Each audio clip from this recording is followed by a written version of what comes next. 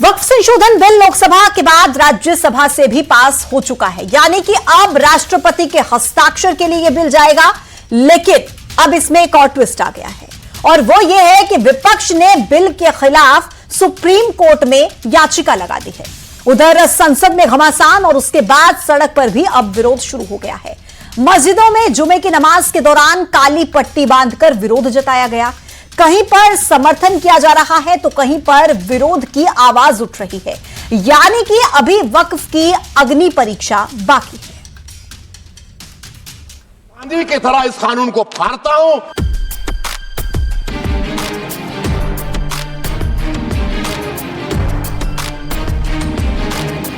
Bill पर संसद की मुहर, सड़क पर विरोध के स्वर। I shall now put the amendment. The bill be passed.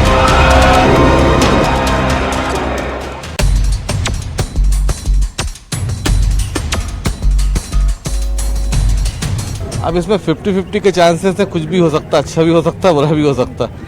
अब इसको तो आने के बाद पता चलेगा। गवर्नमेंट से अनुरोध करना चाहता हूं कि इसको एक सही तरीके से मुसलमानों को बताया जाए कि ये जो बिल विधेयक जो लाया गया है ये मुसलमानों के फायदे के लिए भी है।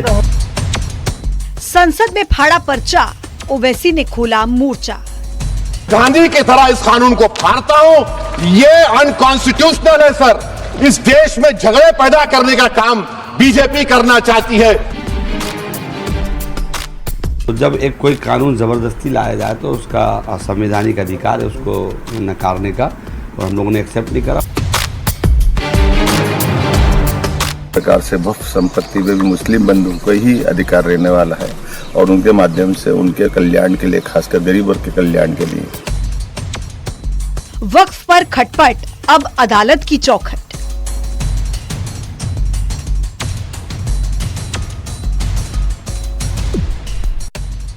वक्फ संशोधन बिल को लेकर कहीं पर विरोध के हाथ उठ रहे हैं तो कहीं समर्थन में मिठाइयां बांटी जा रही हैं। देश के अलग अलग हिस्सों में प्रदर्शन देखने को मिल रहा है। वक्फ बिल संसद से पास हो गया है, लेकिन अभी परीक्षा बाकी है। एआईएमआईएम प्रमुख असदुद्दीन ओवैसी ने सुप्रीम कोर्ट का दरवाजा खटखटा दिया है। विपक्ष ने वक्फ बिल को मानने से इनकार कर दिया है। अब सवाल ये आता है कि क्या भाईजान वक्फ कानून को मानेंगे या फिर देश की सर्वोच्च अदालत से उम्मीद पर नई आस मिलेगी। आज इसी पर करेंगे महा डिबेट में चर्चा। तो पहले लोकसभा और राज्यसभा से भी वक्फ बिल पास हुआ। हंगामा तो वहां पर भी हुआ और हंगामा अभी भी हो रहा है। पहले सदन के अंदर था हंगामा और अब सड़क पर विरोध हो रहा है। संसद ने पारित तो कर दिया, लेकिन विपक्ष ने इसे सुप्रीम कोर्ट में चुनौती दी है। अब इस बिल का क्या होने वाला है, आज इसी पर चर्चा करेंगे। लेकिन पहले डालते हैं सवालों पर एक नजर। और सबसे पहला सवाल, विरोध जरूरी है या फिर सियासी मजबूरी है? दूसरा सवाल, बिल गलत या फिर विपक्ष फैला रहा है भ्रम? और तीसरा सवाल, वक्फ में बदलाव से आखिर किसको है टेंशन? आज इन्हीं सवालों के साथ करते हैं महाडिबेट की शुरुआत। तो आपका परिचय करा देती हूं। मेरे साथ खास मेहमान इस चर्चा में शामिल हैं। संगीता शर्मा जी, कांग्रेस की प्रवक्ता हमारे साथ हैं। काजी अजमत शाह मक्की, अध्यक्ष हैं ऑल इंडिया उलमा बोर्ड मध्य प्रदेश के। शबनम फाजिल खान, सामाजिक कार्यकर्ता हमारे साथ है। यशपाल सिंह सिसोदिया, बीजेपी के प्रवक्ता हमारे साथ हैं। आलोक वत्स, राजनीतिक विश्लेषक हैं और वो स्टूडियो से इस वक्त मेरे साथ कनेक्ट है। तो चलिए चर्चा की शुरुआत करते हैं। सबसे पहले यशपाल जी, आपके पास आते हुए, तस्वीरें हमने दिखाई, सड़क पर आपने देखा होगा कि आज भी विरोध हुआ है और दूसरी तरफ कांग्रेस और एआईएमआईएम भी सुप्रीम कोर्ट जा चुकी है इस बिल के खिलाफ। अब क्या करेंगे आप? पूजा जी, जो कांग्रेस रोज संविधान की किताब को चौराहे चौराहे पर और विभिन्न न्याय यात्राओं में दिखाती फिरती है, जेब के पॉकेट में संविधान की किताबें निकाली जाती है, सदन में भी संविधान की प्रतियों को, संविधान की कॉपी को लहराया जाता है, उसी पार्लियामेंट में, उसी लोकसभा में और उसी राज्यसभा में अगर कोई संशोधन आता है, कानून से संबंधित कोई चर्चा होती है, तो ओवैसी जैसे व्यक्ति न केवल प्रत्याह फाड़ रहे हैं, अभी आपने इस विजुअल दिखाया, और न केवल प्रत्याह फाड़ रहे हैं पूजा जी, बल्कि वे कह रहे हैं कानून को फाड़ता हूं। मतलब कानून को पॉकेट में रखना, कानून की इज्जत नहीं करना, संविधान को ताक में रखना, संविधान की किताब को पॉकेट में रखना। और जिस प्रकार से पार्लियामेंट में भी, लोकसभा में भी, पूजा जी राज्यसभा में भी किरण रिजिजू जी ने जो संसदीय कार्य मंत्री लेकिन आप मुझे एक बात बताइए यशपाल जी, आप संविधान की बात कर रहे हैं और देखिए सुप्रीम कोर्ट के पास तो ये हक है ना कि अगर सुप्रीम कोर्ट को कुछ लगता है कि कोई भी ऐसा कानून संसद में पास हुआ जो कि संविधान की मूल भावना को खतरे में डाल रहा है तो सुप्रीम कोर्ट उसे रद्द कर सकता है। और कांग्रेस हो या कोई भी विपक्षी पार्टी हो, उनके पास ये अधिकार तो है ना कि वो कानून में जा सकते हैं। किसने इनकार किया? हमारा कहना लोकसभा और राज्यसभा में जब किरण रिजिजू जी और अमित शाह जी पर्याप्त जवाब दे चुके हैं, विपक्ष पूरा गठबंधन यूपीए का निरुत्तर था, और अगर जयराम रमेश हाउस में ही कहते हैं कि हम जाएंगे सुप्रीम कोर्ट, जाइए ना। सुप्रीम कोर्ट में तो राम मंदिर के निर्माण के लिए भी गए थे, सुप्रीम कोर्ट में कब नहीं जाती है? जब तब तक बहुमत के आधार पर अगर लोकसभा में राज्यसभा में कोई कानून संशोधन होते हैं, कोई नियमावली संशोधन होते हैं और कांग्रेस या प्रतिपक्ष अगर सुप्रीम कोर्ट में जाता है, सुप्रीम कोर्ट के दरवाजे खटखटाता है, ठीक है, राष्ट्रपति जाएगा। ठीक है यशपाल जी। संगीता शर्मा जी, सीए के समय भी आप गए थे सुप्रीम कोर्ट और अभी जैसा कि यशपाल जी भी गिनवा रहे हैं कि राम मंदिर के समय भी आप गए थे, तो क्या हुआ था? अब आप सुप्रीम कोर्ट जाने की बात कह रहे हैं, याचिका दायर भी कर दी गई है, कितनी उम्मीद है आपको कोर्ट से?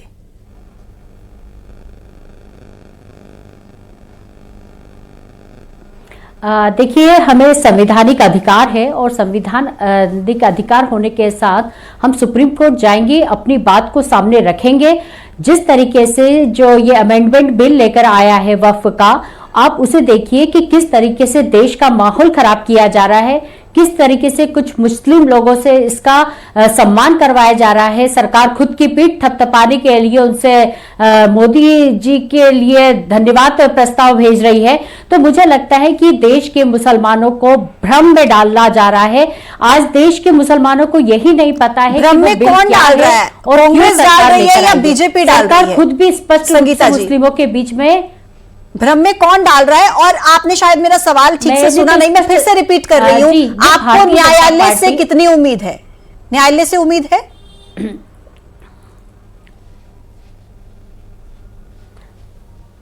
बिल्कुल, न्यायालय से किसको उम्मीद नहीं होती है, और न्यायालय से उम्मीद है तभी तो न्यायालय के पास गए हैं हम। न्यायालय की शरण में तभी जाया जाता है जब उसमें हमें कुछ ऐसा लगता है कि ये अभी उचित नहीं है, तो उसको लेकर हम न्यायालय की शरण में जाते हैं। बात यहाँ पर हो रही है जो भ्रम फैलाया जा रहा है, तो देश के अंदर बिल के बारे में सही जानकारी एक पर्टिकुलर धर्म को नहीं दी जा रही है, तो इसके लिए जिम्मेदार कौन है? सरकार जिम्मेदार है। सरकार के रहते ये भ्रम क्यों फैलाया जा रहा है और क्यों इसमें असमंजस की स्थिति बनी हुई है, और क्यों AIMK इसका विरोध कर रहा है, कांग्रेस का? क्योंकि इसमें संविधान का पालन नहीं किया जा रहा है। हाँ ठीक है, काजी अजमत जी, अब तो देखिए ये बिल दोनों ही सदनों से पास हो गया है बहुत ज्यादा बहुमत के साथ, अब क्यों विरोध हो रहा है? देखिए, पास हो गया है, लेकिन अभी हमारे पास सुप्रीम कोर्ट जैसी न्यायालय बाकी है, बिल्कुल, जहां पर हमेशा से सबको इंसाफ मिलता हुआ आया है। बात इन्होंने कही कि संशोधन नहीं करा गया है, पूरा का पूरा उठाकर वक्फ एक्ट बदल दिया गया है। वक्फ में संशोधन करना एक अलग चीज होती है, लेकिन बदल देना पूरा का पूरा वो चीज गलत है। इसका हम पूरी तरह से मजम्मत करते हैं। नहीं, क्या बदला है काजी अजमत जी, क्या बदला है? पूरा किस तरीके से बदल दिया, मतलब थोड़ा समझाएंगे? भाई देखिए, वक्फ प्रॉपर्टी जो होती है वो अल्लाह की प्रॉपर्टी होती है, और जो वक्फ हमारे बुजुर्ग करके गए हैं उससे गरीबों को मदद भी मिलती है। वक्फ बोर्ड उनको वजीफे भी देता है, गरीबों को उनको हर महीने खर्चा भी देता है। लेकिन तो कौन सा खर्चा होता चला छीन रहे हैं? वो तो बोल रहे हैं ना हम तो और गरीबों की मदद करेंगे, वो कौन सा खर्चा छीन रहे हैं आपसे? नहीं, ये तो इनका तो काम है इस तरह के बिल लाकर मुसलमानों को किस तरह से तकलीफ में रखा जाए, तकलीफ पहुंचाई जाए। इससे पहले 3 तलाक लाए थे, हमारी माँ बहनों को बहुत इंसाफ दिला रहे थे। क्या इंसाफ दिलवा दिया उन्होंने माँ बहनों को? अब ये कौन से गरीबों की मदद करेंगे? मुल्क में, अपने भारत मुल्क में कई करोड़ गरीब जो पड़े हुए हैं, उनकी क्या मदद कर रहे हैं ये? ठीक है, इनके पास क्या खजाने में कमी है जो गरीबों की मदद नहीं कर रहे हैं? ठीक है, यशपाल सिंह जी, भाई वक्फ बोर्ड की जो रकम आएगी उससे जो मदद हो रही है और होती रही है, होती रहेगी, लेकिन जितनी प्रॉपर्टी है 9 लाख एकड़ से ज्यादा की प्रॉपर्टी है, और कितनी कमाई दिखाई जा रही है? 1.5 करोड़। मतलब 9 लाख एकड़ से ज्यादा जमीन पर सिर्फ 1 करोड़ 1.5 करोड़ की कमाई हो रही है, आप ये कह रहे हैं? ये तो इनको पता है, इनको ये पता है कि कौन से लोगों ने उस पर कब्जा कर रखा है, उनसे खाली क्यों नहीं करवाते हैं? तो वही तो कर रहे हैं ना कि जो रजिस्टर्ड होगा वो ठीक है, उसको कुछ नहीं हिलाएंगे। ये अपने लोगों को बचा रहे हैं, अच्छा। अपने लोगों को बचाना चाह रहे हैं, जो उनके कब्जे में है उनको और बढ़ाना चाह रहे हैं। अच्छा ठीक है, गरीबों की मदद नहीं करेंगे, जो पैसे वाले हैं और पैसे वाले करेंगे ये, क्योंकि इनको और जरूरत पड़ेगी अभी पैसों की। ठीक है, यशपाल जी आऊंगे आपके पास, पहले आलोक वत्स जी से एक रिएक्शन ले लेती हूँ। आलोक जी, आपको क्या लगता है, क्योंकि देखिए लगातार सरकार यही कह रही है कि भाई इस बिल से मुसलमानों का अहित नहीं होगा, उनका फायदा होगा, गरीबों का भला होगा, लेकिन जो आज हम विरोध की तस्वीरें देख रहे हैं, पहले भी कहा जा रहा था, सीए के समय भी ये सब कुछ कहा गया, आपको क्या लगता है कि इस बिल पर इतना विरोध जताना कितना सही और कितना गलत? देखिए पूजा जी, जब 370 रद्द हुआ था, सीएनए एनआरसी की बात आई थी, तब भी इन्होंने कहा था कि मुल्क में आग लग जाएगा, पूरा कश्मीर जलने लगेगा, लेकिन ऐसा कुछ नहीं हुआ और ना किसी मुसलमान को हटाया गया, न किसी को देश से बाहर निकाला गया, न किसी मुसलमान का कोई किसी तरीके का अहित हुआ। और आज मैं पूरे देश में मैं देख रहा था, विभिन्न तरीके जगहों पर मुसलमान लोग, मुसलमान औरतें, मुसलमान नौजवान, मुसलमान बुजुर्ग वो इस बिल के साथ खड़े थे और मोदी जी को धन्यवाद दे रहे थे। 2-3 स्टेट के जो वक्फ बोर्ड है उसके चेयरमैन ने भी इसका सपोर्ट किया है। और दूसरी बात जो भी आपने कही, वक्फ बोर्ड के बाद 8,72,000 एकड़ जमीन है, उसकी कुल आमदनी पहले 200 करोड़ थी, अब घट के 180 करोड़ आ गई है, जिसको अगर आप जमीन पर डिवाइड करें तो लेस देन 1,000 पर एकड़ इनकी आमदनी है। मैं गांव का रहने वाला हूं, मेरे पिताजी किसान थे, मैं जानता हूं कि खराब से खराब जमीन पे भी, जिसपे साल में 2 बार बाढ़ आती हो, अगर एक फसल भी ठीक से उगा दिया गया तो कम से कम 7-8 हजार रुपए की आमदनी होती है। ठीक है, ये और जो ये हजारों हजार एकड़ पे जंगल घास उगे हुए हैं, सांप बिच्छू का वहां पर वास हो रहा है, उस जमीन से किस मुफलिस मुसलमान, गरीब मुसलमान, बेवा को या यतीम को या विकलांग को फायदा हो रहा है, जरा मुझे समझा दें। ठीक है, मैं लौटती हूं आपके पास। शबनम फाजिल जी, सामाजिक कार्यकर्ता हमारे साथ जुड़ी हुई हैं। शबनम जी, आपको क्या लगता है कि आज जो विरोध की तस्वीरें हम देख रहे हैं, पहले सदन में भी देखिए खूब विरोध किया गया, लेकिन बिल पास हो गया, क्योंकि संसद में तो देखिए नंबर था एनडीए के पास, बीजेपी के पास, और संसद से पास हो गया, अब कोर्ट तक जा चुका है और इस बीच विरोध भी हो रहा है। आप किस तरीके से देखती हैं ये जो संशोधन हो रहे हैं, क्या ये मुसलमानों के हित में है? कोर्ट जाना उनका अधिकार है, वो जा सकते हैं। हालांकि सब जगह से मुंह की खानी पड़ती है, पर आदत पड़ गई है कोर्ट जाने की। मुसलमानों के हित में कभी नहीं सोचेंगे, मुस्लिम बहनों के हित में भी कभी नहीं सोचेंगे। अभी जब उससे आपको कोई फायदा ही नहीं हो रहा, जमीन से 1 लाख रुपया ही बस आपको मिल पा रहा है, तो छोड़िए ना, इससे अच्छा सरकार और चीजें प्रोवाइड करेगी। आपने गरीब मुस्लिम तबके के लिए किया ही कुछ नहीं, बहनों के लिए तो छोड़ दीजिए। शाहबानो क्या लेने गई थी आपसे? शाहबानो 150 रुपए गुजारा भत्ता लेने गई थी आपसे, आपने वो 100-150 रुपए तो छोड़िए, आपने संसद में राजीव गांधी से एक प्रस्ताव पारित करके, जबकि न्यायालय ने शाहबानों को गुजारा भत्ता देने के लिए बोल दिया था, आपने वो कानूनी बदलवा के रख दिया। तो आप तो ये करते आ रहे हैं जनाब। अब अगर मुसलमान अच्छी दिशा में जा रहा है और प्रधानमंत्री श्री नरेंद्र मोदी जी मुसलमानों को देश की मुख्य धारा में जोड़ने का काम कर रहे हैं, यानी शबनम जी, आपको लगता है कि मुसलमानों जो को आज भी मुस्लिम मुसलमान महिलाएं हैं, क्या बन के रह गया, जिनका जिक्र प्रधानमंत्री कर रहे हैं, बीजेपी कर रही है कि इसमें संशोधन से मुस्लिम महिलाओं का फायदा होगा। शबनम जी, मेरी आवाज मिल रही है आपको? शबनम जी, आप मुझे सुन पा रही हैं? सो कॉल्ड मौलाना थे, बड़ी बड़ी टोपियां, शबनम जी को शायद मेरी आवाज नहीं मिल रही है। ठीक है, यशपाल जी आपके पास आते हुए, यशपाल जी मुझे एक बात समझाइए कि ये जो आप आज मुस्लिम सड़कों पर देख रहे हैं, ये भी तो इसी देश के नागरिक है ना? ऐसा तो नहीं है ना कि बीजेपी सिर्फ हिंदुओं की है। बीजेपी तो कहती है हम सबका साथ सबका विकास करते हैं, हम तो हर किसी की पार्टी है। तो ये जो मुसलमान सड़कों पर आज प्रदर्शन कर रहे हैं, कहीं पर हिंसा नहीं हुई, आराम से प्रदर्शन किया, ये भी तो आप ही इसी देश के नागरिक है ना? इनके भी प्रधानमंत्री हैं मोदी जी, तो इनका कौन सोचेगा और इनको क्यों नहीं समझा पा रहे हैं आप?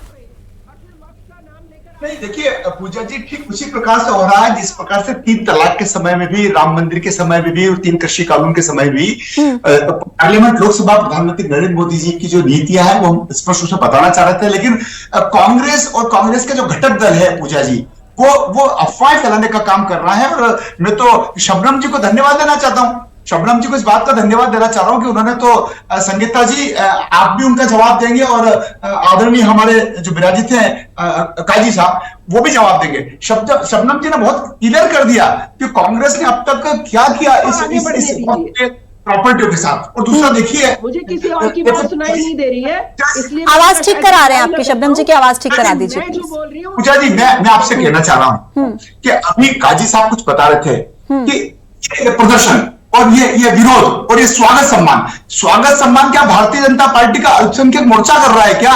अरे सुझावों के आधार पर भारत की सरकार ने निर्णय किया है काजी साहब।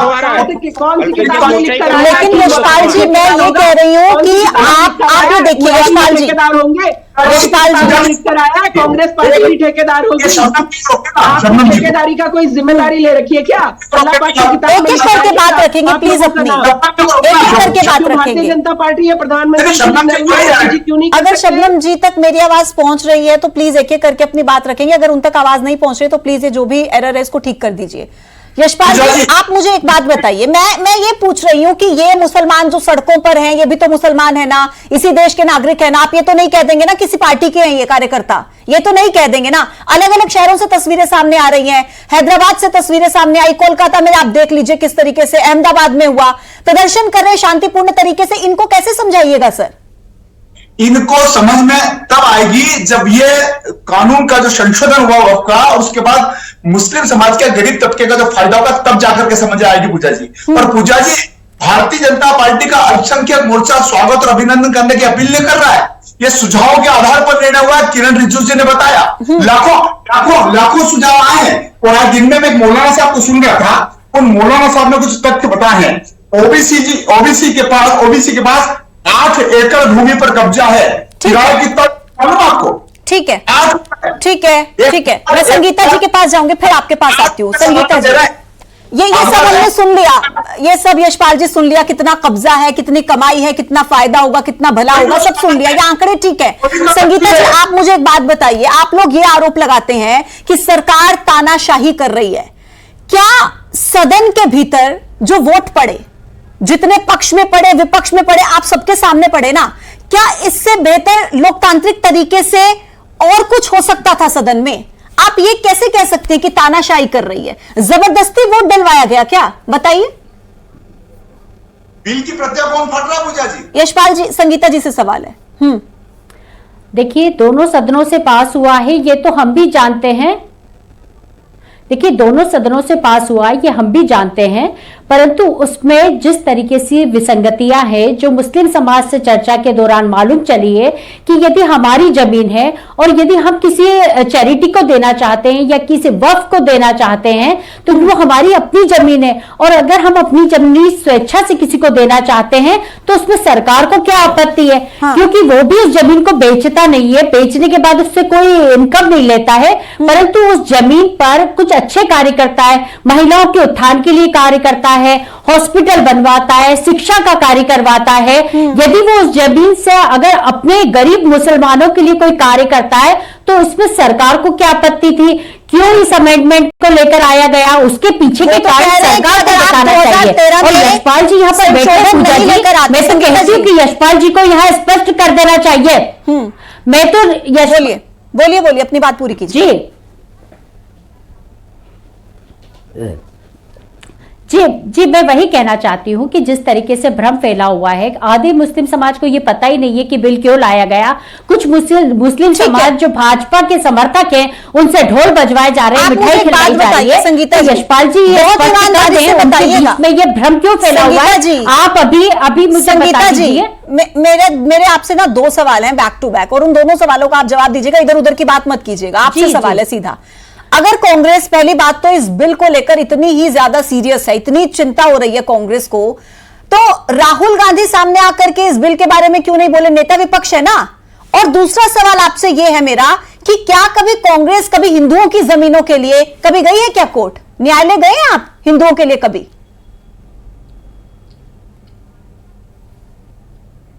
बताइए। देखिए, हम तो सर्वधर्म की पार्टी हैं और सभी को, हमको तो सेक्युलर कहा ही जाता है। सुनिए, हमको तो सेक्युलर कहा ही जाता है और भाजपा तो हमें तंज कसती है सेक्युलर होने का। तो मैं आपको यह भी बता देना चाहती हूं कि हम तो सर्वधर्म के लिए, उत्थान के लिए जाते हैं। यदि ये राम मंदिर की बात कर रहे हैं तो राम मंदिर के ताले राजीव गांधी जी ने ही खुलाए थे, ये सब जानते हैं।